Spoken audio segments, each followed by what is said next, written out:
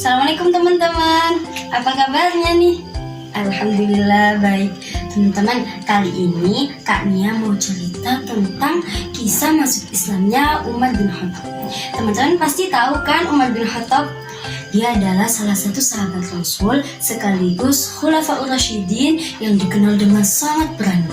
Saking berani sampai setan gentar loh ketika bertemu Umar bin Khattab. Tapi ketika sebelum masuk Islam, Umar bin Khattab juga dikenal dengan seorang kafir yang sangat tegas dengan Islam dan dia sangat memusuhi Islam. Nah, suatu hari Umar ini pernah berniat untuk membunuh Nabi Muhammad. Dia berangkat dengan beraninya dan dia membawa pedang di sakunya. Nah, tapi ketika di pertengahan jalan dia berpapasan dengan Nu'aim bin Abdullah. Karena melihat wajah Umar bin Khattab yang merah padam, Nu'aim bin Abdullah berkata, "Ada apa denganmu, Umar?"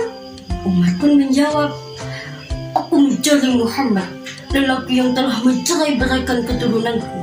Aku akan membunuh Muhammad," kata Umar geram. Tapi niat Umar itu urung setelah Nu'aim bin Abdullah memberitahukan bahwa Fatimah dan suaminya yaitu Sa'ad bin Zaid itu telah masuk Islam. Akhirnya Umar kembali ke rumahnya dan dia mengetuk pintu Fatimah. Tapi ketika mengetuk pintu Fatimah, dia mendengar ada seseorang yang membaca Al-Quran di dalam rumah Fatimah. Nah, ketika mereka sudah bertemu, Umar bertanya kepada Fatimah, "Apa yang baru saja aku dengar?" Tapi mereka tidak menjawab. Mereka hanya mengatakan, "Kami tidak mendengar apa-apa," kata mereka. Karena Umar tidak percaya, Umar memukuli mereka sampai berdarah-darah. Nah, singkat cerita, Umar kasihan melihat mereka dan Umar meminta untuk melihat lembaran yang tadi dibawa oleh Fatimah karena dia penasaran apa sih yang membuat Fatimah adiknya itu bisa memeluk Islam. Tapi tentu saja Fatimah melarang karena Umar adalah seseorang yang kafir dan belum suci untuk memegang Al-Quran.